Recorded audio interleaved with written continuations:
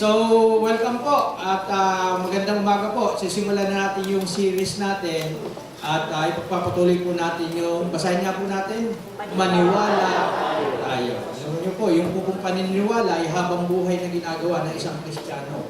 Nagre-renew tayo ng isipan doon sa mga dating pinaniwalaan natin na hindi naman pala totoo at atin lamang naman o nakuha doon sa mga salit-saling sabi. Kaya ang Biblia po ang magandang pundasyon para tayo ay makapag-renew ng ating isipan at magkameron tayo ng paniniwala na ayon sa salita ng Diyos. At ang ating pong title ngayong umagang ito ay, basahin po natin muli, Tapat ang Diyos.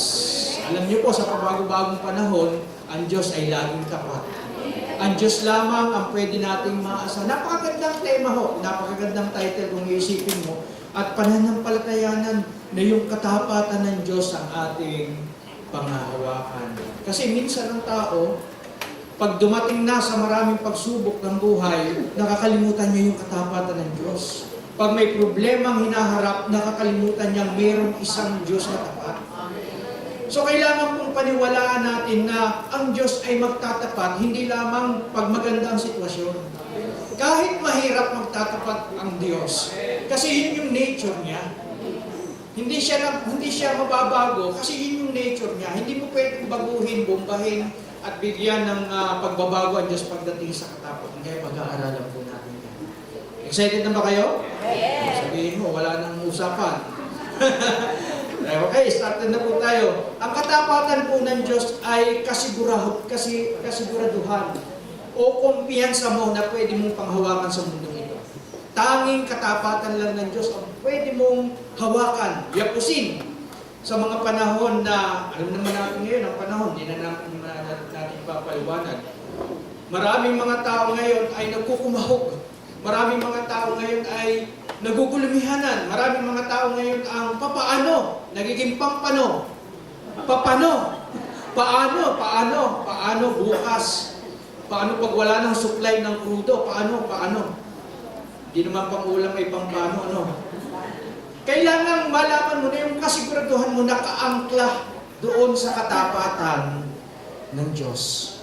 At hanggang saan magtatapat ang Diyos? Ano ang ipagtatapat ng Diyos sa atin? Tingnan po, ang ganda ng pambungad sa unang Thessalonica 5:23-24. Pananatilihin niyang walang kapintasan ang buo ninyong katauhan. Alin yon? Ang espiritu mo, ang kaluluwa mo, at ang katawan mo. Hanggang sa pagparito ng ating Panginoong Jesucristo. Maganda bang pangako ng katapatan yung pananatilihin niyang walang kapintasan ang buo ninyong katauhan? Mula sa espiritu, sa loob na hindi nakikita, hanggang doon sa iyong kaluluwa na nakararamdam at sa iyong pisikal, magtatapat siya, pananatilihin niyang walang kapintasan hanggang sa pagdating ng Panginoong Jesucristo. Maganda na pong kasiguraduhan yun kasi kung sa ano baga, ang victory mo, from start to finish na sa Christian life mo. May destinasyon ka hanggang sa pagdating ng Panginoong Jesucristo. Hindi ka nagugulimahanan sa paglakad mo sa Christian life kasi ang nangako sa iyo na ikaw ay dadalhin hanggang finish line si Kristo. Siya ang magtatapat pagdating sa pagharap mo sa Panginoon. Kasi sabi sa verse 24, ano sabi? Tapat ang tumawag sa inyo. At gagawin niya ang mga bagay na ito. Kita niyo yung verse 24 kung may bahagi ang tao doon. Sabi doon, tapat ang tumawag sa inyo and at the same time, siya pa rin ang gagawa ng mga bagay na ito. Pinalalakas mo tayo ng Panginoon para makagawa tayo ng mga bagay. Kaya siya din yung puno, siya din yung bunga, siya din yung nagbibigay ng will, siya din ang nagbibigay ng lakas para gawin mo ang mga bagay na ito. Kaya walang talo. Dahil sa katapatan ng Diyos, sa kanyang mga pangako, tayo ay makayayapos at makapaninindigan na talagang hindi tayo pababayaan ng ating Panginoon. Pagdating sa mga pangako ng Diyos, pwede bang sabihin natin na tapat ang Diyos? Natutuparin niya? Tingnan niyo sa 2 Korinto 1:20. Sapagkat kay Kristo ang lahat ng pangako ng Diyos ay palaging hindi.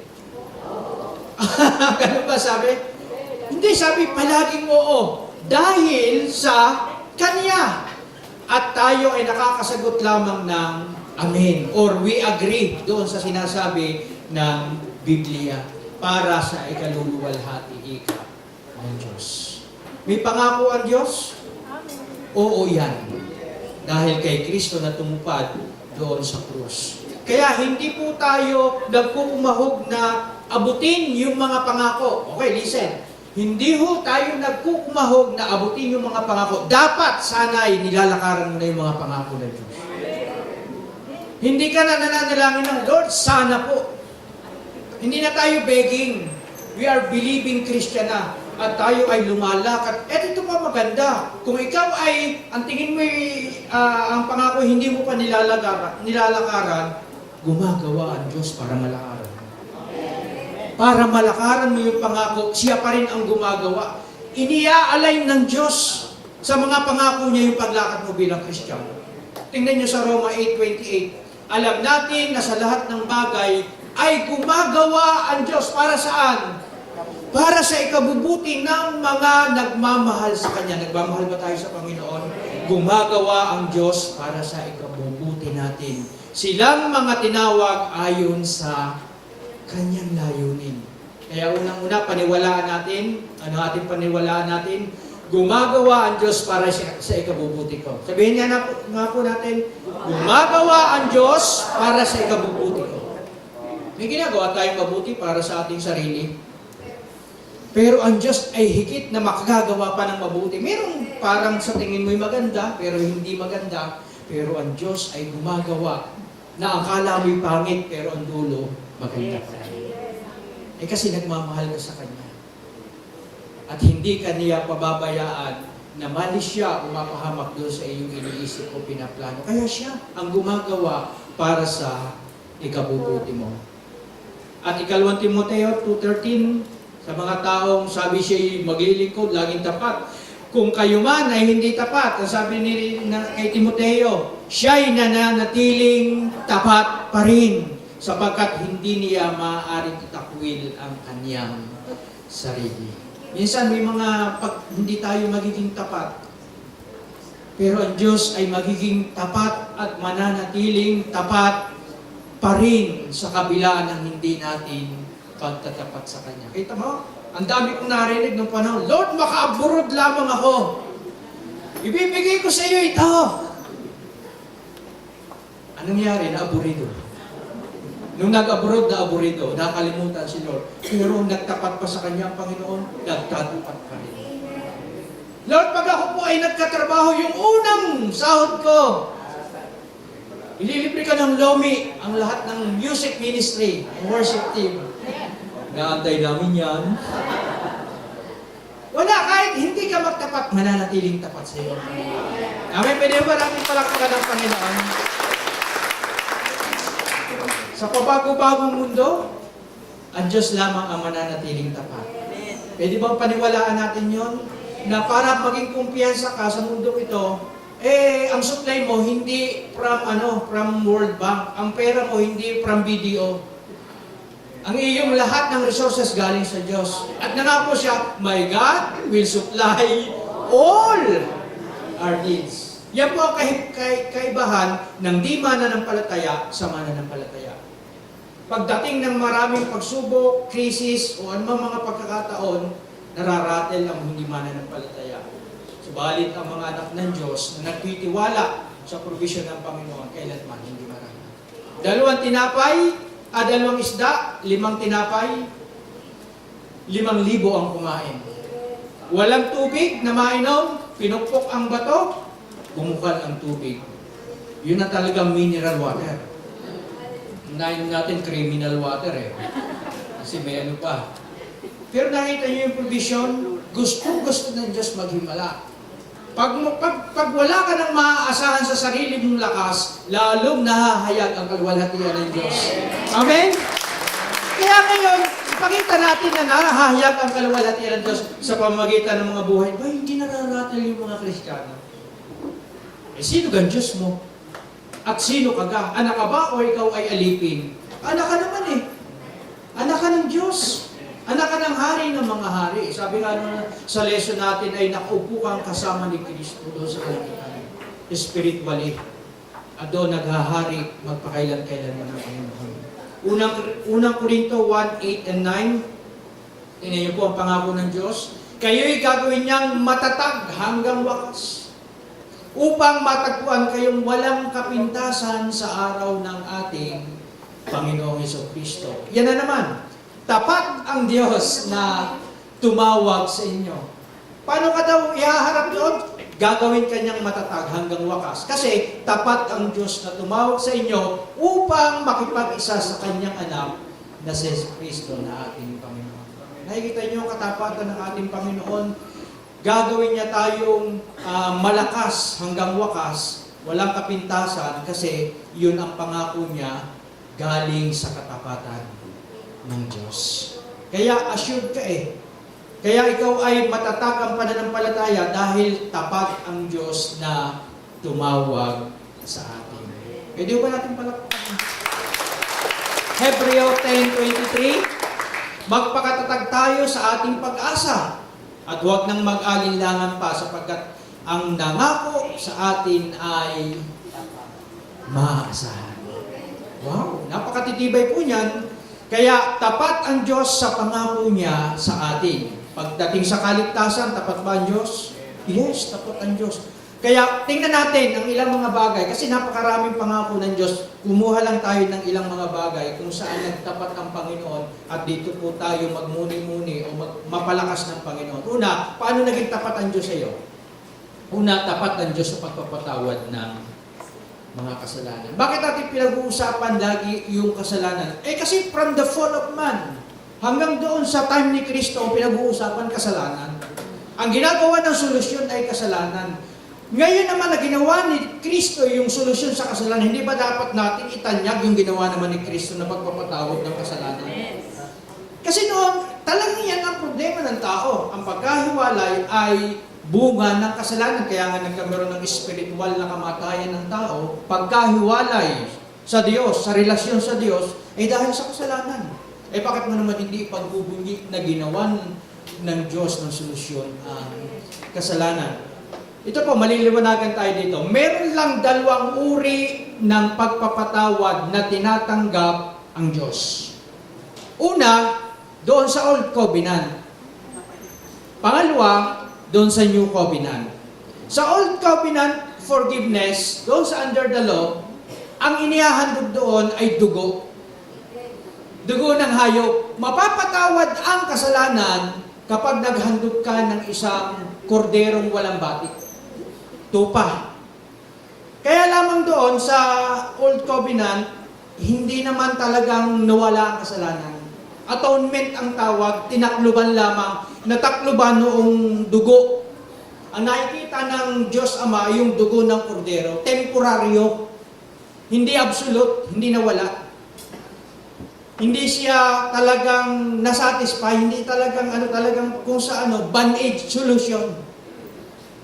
Tinagpian lang, may sugat ka sa loob, tinagpian, nandun pa rin ba sugat? Yes. Meron, band-aid solution eh. Kahit sa karsada natin, may band-aid solution. Pag may lubak, lalagyan lang ng buhangin. Ang tawag po doon, band-aid solution. Yung pong Old Covenant forgiveness, temporaryo, taon-taon ginagawa, lagi-lagi. Pero doon sa New Covenant,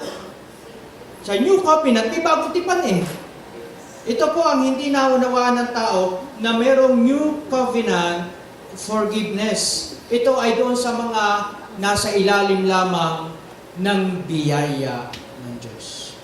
Kaya yung ginagawa natin dati, yung pag-uumpisal sa kasalanan, sad to say, hindi po yung credit. Kasi dalawa lang ang tinatanggap ng Diyos na kapatawaran during Old Covenant, sa Bible po yun, at saka sa New Covenant. Kaya tayo na mga hintil, tayo na nakadampot sa mga Espanyol ng mga paniniwalang ganon, sad to say, hindi mo napapatawad ang ating kasalanan.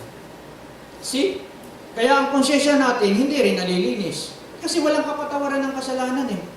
Yun namang ating ginagawang pangungumpisal ay nakuha natin sa mga Espanyol. na hindi naman itinuro sa Bible at meron lamang dalawang uri ng kapatawaran, tinatanggap pala ang Diyos. Yung paghahandog sa Old Covenant na dati umiiral pa, pero ngayon na hindi na umiiral. At pangalawa, itong New Covenant, yung nagsakripisyo si Kristo ng kanyang dugo. New Covenant na po yun. Kaya obsolete na po yung Old, hindi na tinatanggap din yung Old Covenant na paghahandog ng tupa. Kasi meron talagang namatay na.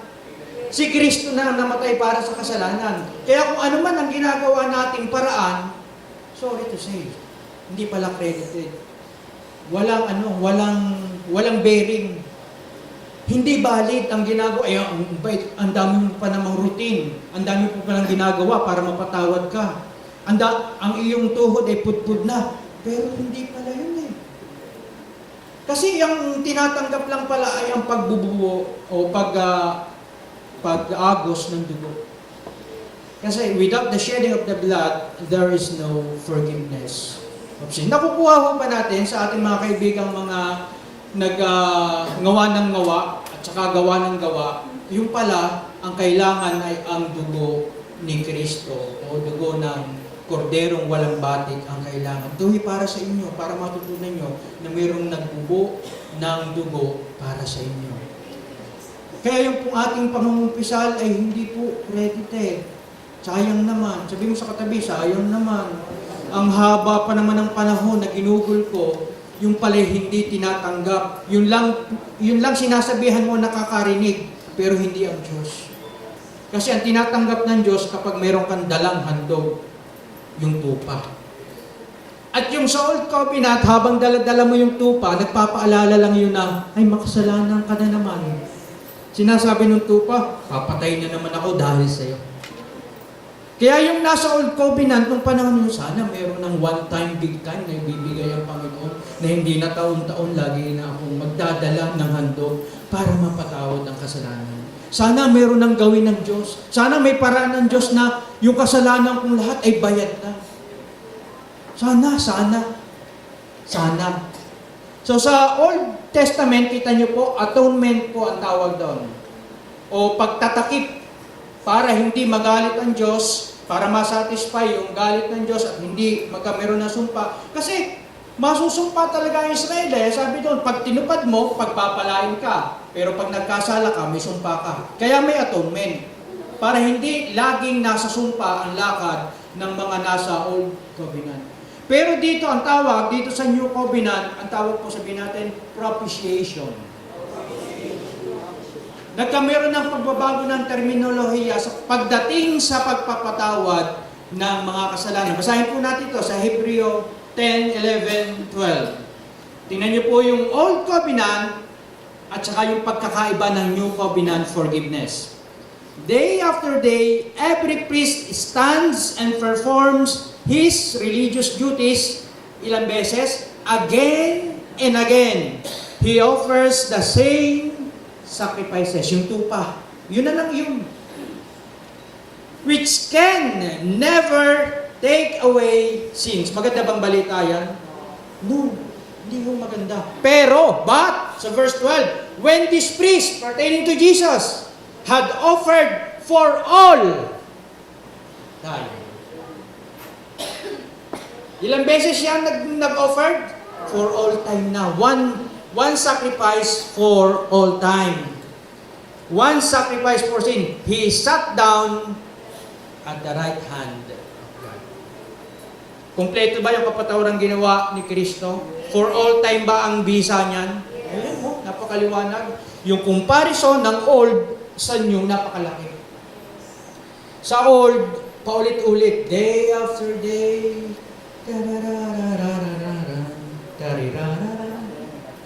yun na naman, same sin na ginawa mo, yun na naman ang isasatisfy nung korderong walang batik. Kasi nga, band-aid solution. Ano ibig sabihin ng propitiation? Yung Greek word po niyan ay hilasmos.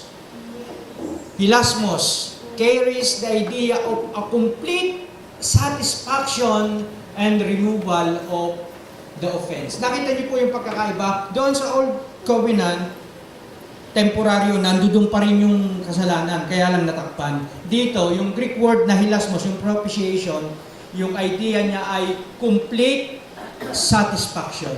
Yung Diyos Ama na matuwid, yung just, dahil sa ginawa ni Kristo, nagbubuo ng dugo, complete satisfaction. Sabi ng Diyos Ama, approve. Ang galing ng pagkagawa, ang galing ng dugo mo. Jesus, ang galing ng pagka-offer mo sa kasalanan. Satisfy na satisfy ako. Pero hindi po doon natapos.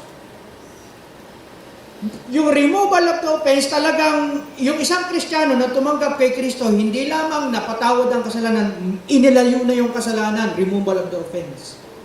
Kaya walang amoy ng kasalanan sa isang Kristiyano. Walang amoy. Ang nakakaamoy lang ng kasalanan mo, na akala niya ay papaniwalaan mo yung demonyo. Kaya sabi, kasalanan pa rin yan. Sinner, saved by grace yan. Yan, may sinner pa rin ang identity niyan. No!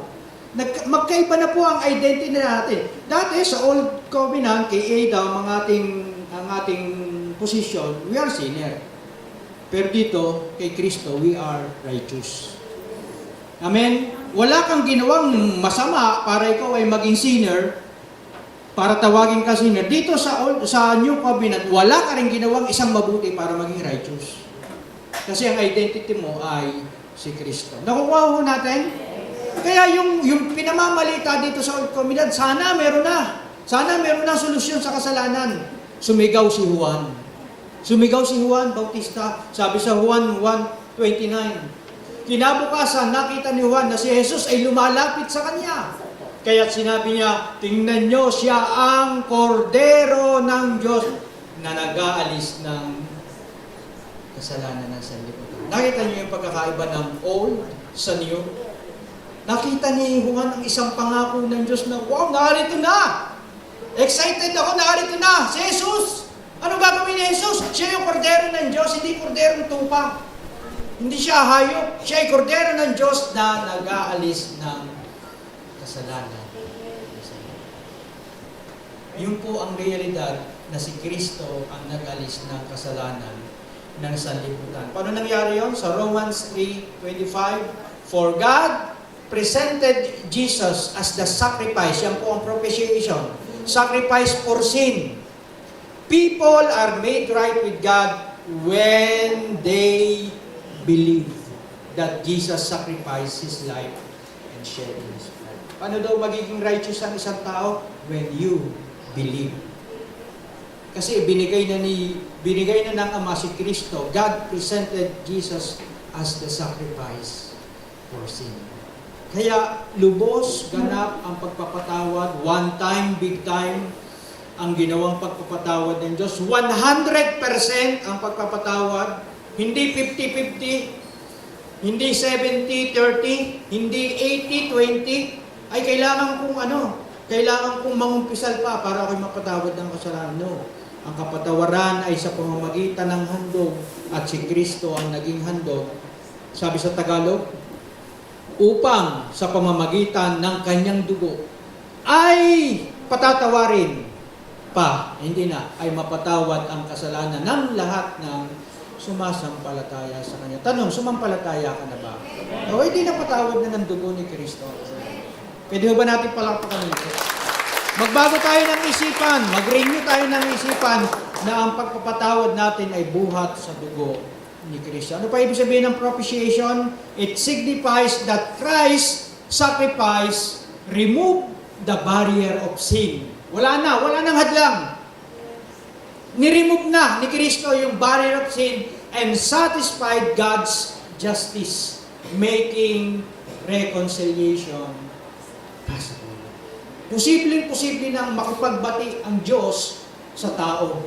Kaya nga doon sa 2 Korinto, ang ganda po ng panawagan Hindi ang tao ang makikipag-reconcile sa Diyos at tatawag. Ang relihiyon kasi gumagawa ng hagdan para makarating sa Diyos. Pero sa basahin po natin ang 2 Korinto, ang ibig sabihin sa pamamagitan ni Kristo, ang mga tao ay ibinilang ng Diyos na kaibigan. Dahil nagsakripisyo siya, dahil nag-alay siya ng dugo, at nilimot na niya ang kanilang mga kasalanan. Kaya ang pagtingin ng Diyos sa mga tao ay, may nagbubuo ng dugo Gusto ko na silang maging kaibigan. At kami naman ay inatasan niya ipamalita ito. So verse 20, kaya nga kami mga sugo ni Kristo, ang Diyos mismo ang, tingnan niyo po yan, nakikiusap sa inyo. Huh? Pastor James, makipagbati ka na. Kaibigan na ang turing. Okay, Sister Hazel, makipagbati ka na dahil hindi nagalit sa iyong Diyos.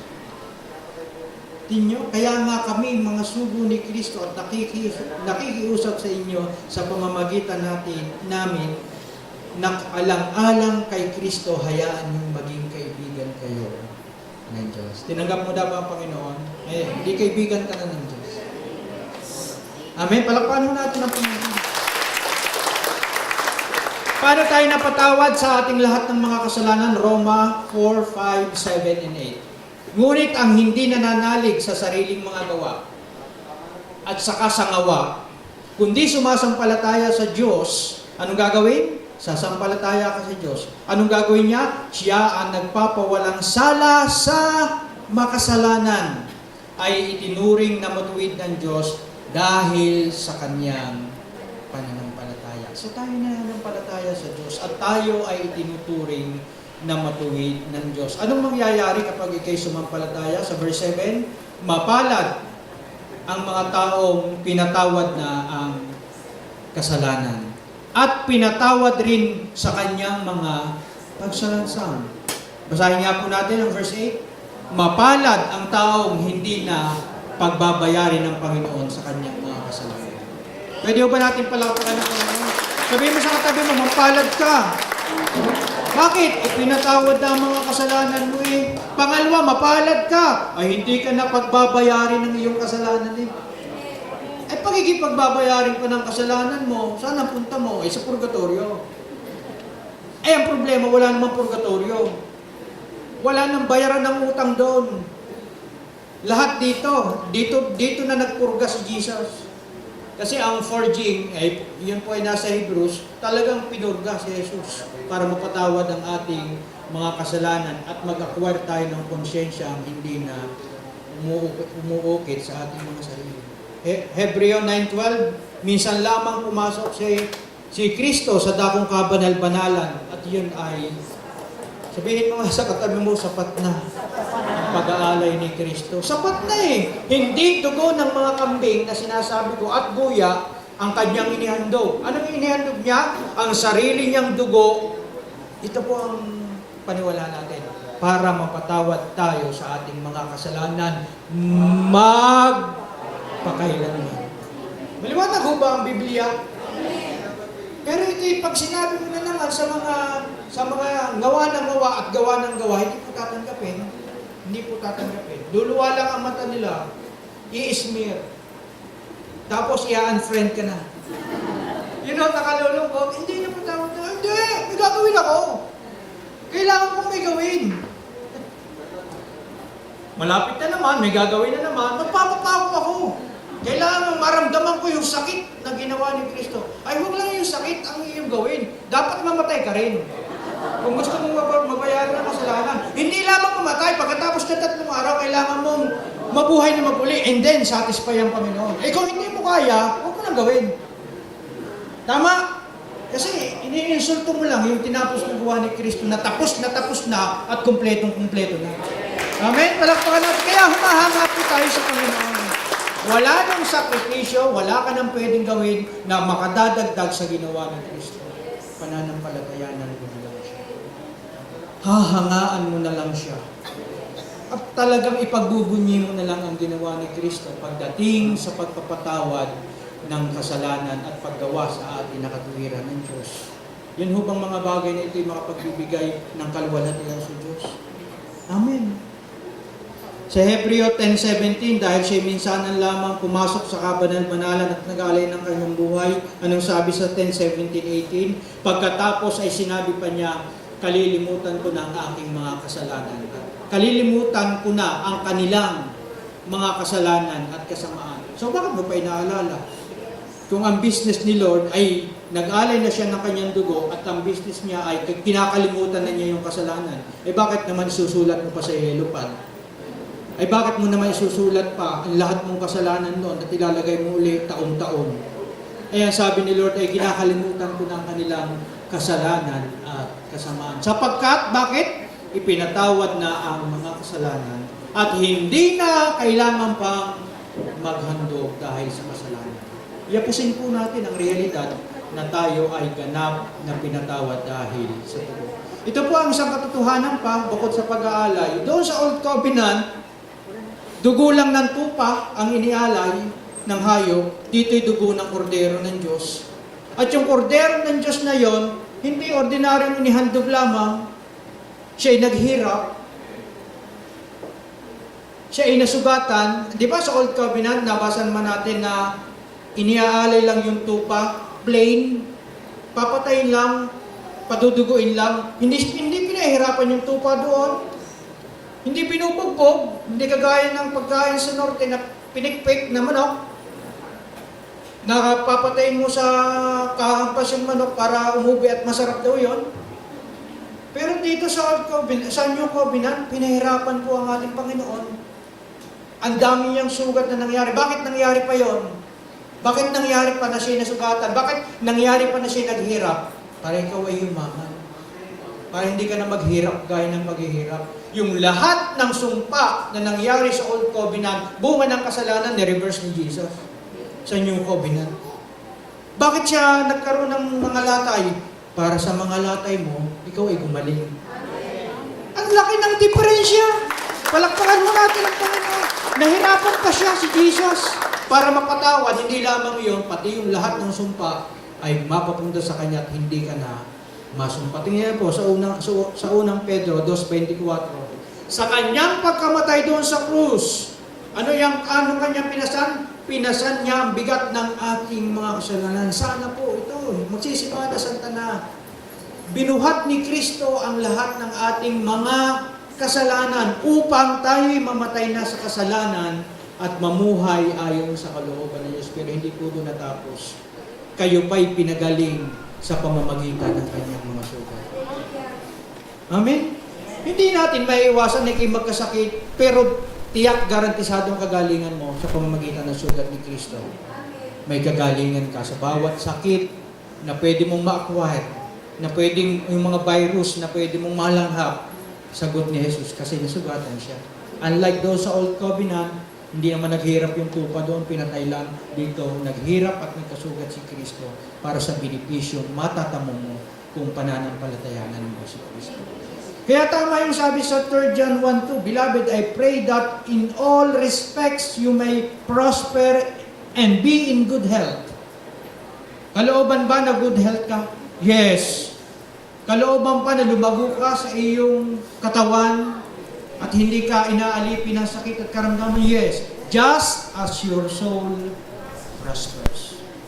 Malago na o prosperous na ang iyong kaluluwa, iyong katawan mo nais din ng Diyos na maging maayos. Minamahal, sabi sa Tagalog, dinadalangin ko na ikaw ay lumago sa lahat ng mga bagay at maging sa kalusugan.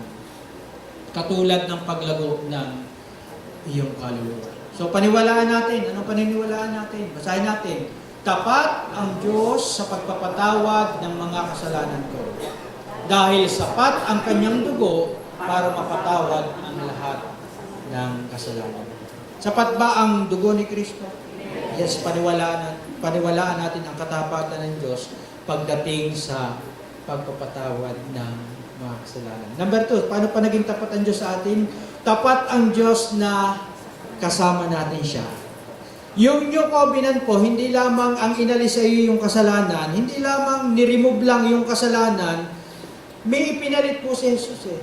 Pinaltang ka ng kanyang kaluwalhatian, pinaltang ka ng kanyang katwiran, pinaltang ka ng kanyang lahat ng mabubuting bagay at karakter, ipinalit sa iyo eh. Siya ang naging righteousness mo. Ikaw ay na-sanctified. Hindi lamang ikaw naghang, inalis yung kasalanan, and then, ay bahala ka na sa buhay mo. Lumakad ka sa iyong paglakad na yan. Hindi eh, pinaltan ka, and at the same time, siya ay nanirahan sa iyo. Siya yung naging buhay mo. Kaya hindi po tayo nalilito sa mundong ito sapagkat meron tayong kasama na marunong. Tingnan sa Colosas 3:4. Si Kristo ang inyong buhay. Sino na daw po ang ating buhay?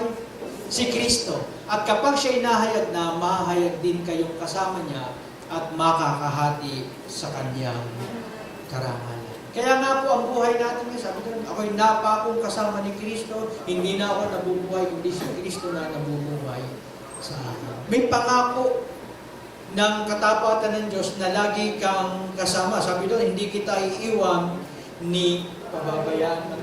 Kaya kahit po sa paglilingkod natin sa Diyos, ang Diyos pa rin ang nagbibigay sa atin ng direksyon. Ang Diyos pa rin ang nagbibigay sa atin ng mga dapat natin gawin, ano ang ating ministry na papasukan. Ang Diyos pa rin eh. Ang Diyos pa rin ang nagbibigay. Kasi kasama po natin siya. Sabi sa Revelations 1, 5, and 6, to Him who loves us and has freed us from our sin by His blood. Kita nyo paulit-ulit yung term na He loves us and has freed us from our sins by His blood and has made us to be a kingdom and priest to serve His God and Father. To Him be glory and power forever and ever. Amen. So nakikita ho natin, nung nilinis ka ng Diyos, nung inibig ka at nilinis ng Diyos, ginawa ka pa and has made you to be a kingdom and priest to serve His God and Father. Kaya, ang tangi lamang pong makapaglilingkod sa Diyos ay yung mga inibig at pinatawad sa kasalanan at ginawang lingkod ng Panginoon.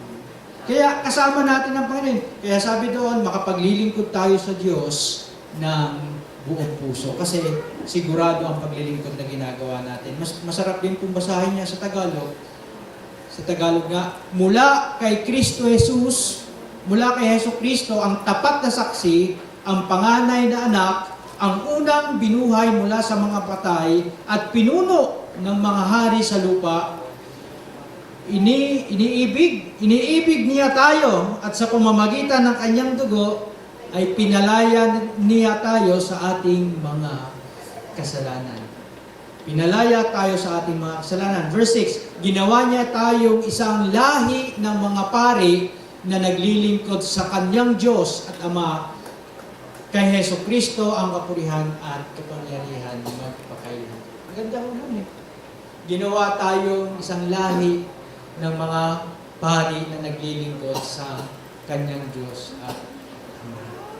Kayo ba'y nasisiyahan? Nalingkod kayo ng Diyos. Amen.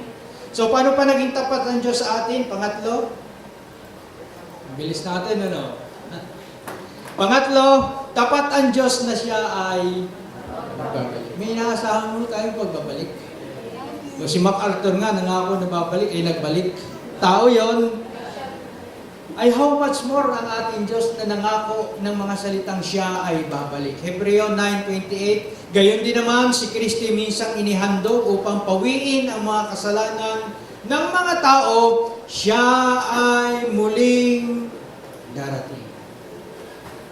Yun po ang isang greatest hope, blessed hope, pinananabigan ng isang Kristiyano, yung muling pagdating ng ating Panginoon. Hindi upang muling ihandog ang kanyang sarili para sa kasalanan, kundi upang iligtas ang mga naghihintay sa Kanya. Kaya anong ginagawa mo na ngayon? Naghihintay ka sa muling pagdarating ng Panginoon.